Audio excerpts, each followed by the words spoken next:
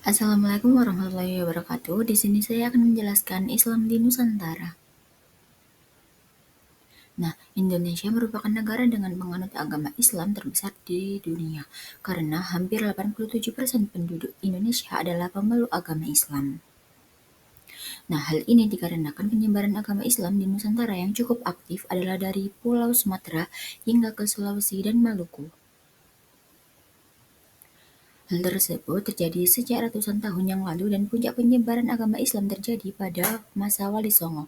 Sebagai negara muslim terbesar di dunia, Indonesia memiliki sejarah panjang tentang bagaimana agama Islam masuk ke Indonesia. Mulai dari awal mula sejarah masuknya Islam ke Indonesia hingga menjadi agama dengan pemeluk terbesar di Nusantara.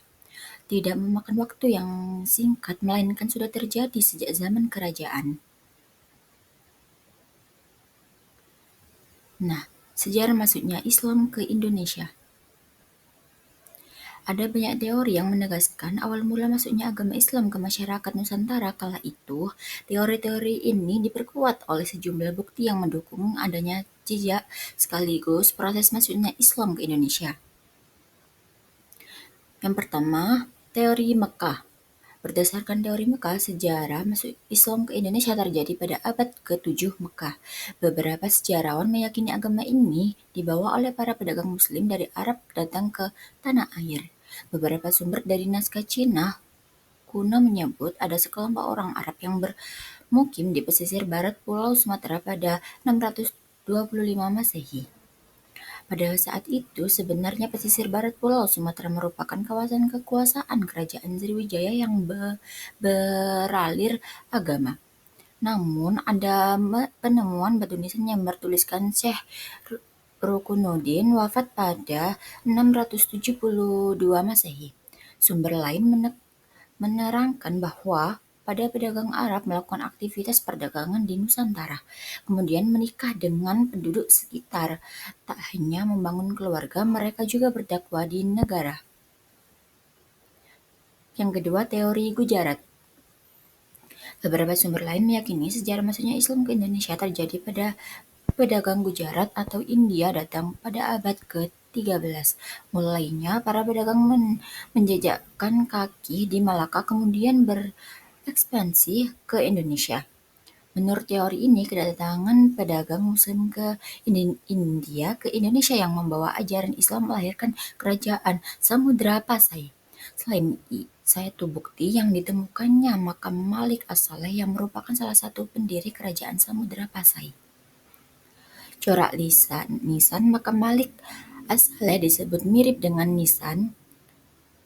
Nisan ini juga disebut mirip dengan nisan makam Maulana Malik Ibrahim, salah satu anggota Wali Songo yang terkenal berperan dalam penyebaran Islam.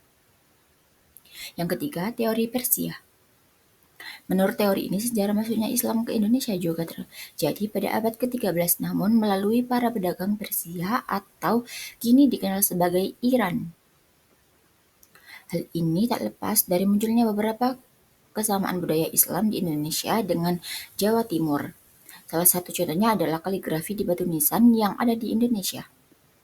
Selain itu juga karena ada kesamaan ritual Tabot di Bengkulu dan Tabuik di Sumatera Barat yang hampir Persia dengan Islam masuk ke Indonesia karena para pedagang Persia lantaran banyak kata-kata bangsa Persia dalam hikayat Melayu, Aceh, hingga Jawa.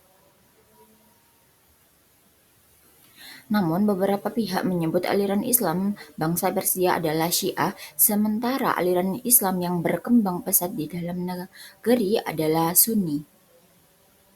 Nah, 4. Teori Cina. Sejarah masuknya Islam Indonesia disebut berasal dari Cina pada masa dinasti Tang sekitar 618 sampai 905. Panglima Muslim Cina bernama Saba bin Wafa yang aslinya berasal dari Madinah, dipercayai sebagai pembawa ajaran Islam di Nusantara. Sumber lain menyatakan Islam masuk Indonesia melalui penduduk Cina yang berimigrasi ke Asia Tenggara, salah satunya Indonesia. Mereka kemudian bermukim di Sumatera Selatan. Bangsa Cina membawa ajaran Islam ke Indonesia melalui dakwah hingga lahirnya Kerajaan Demak, kerajaan Islam pertama di Jawa.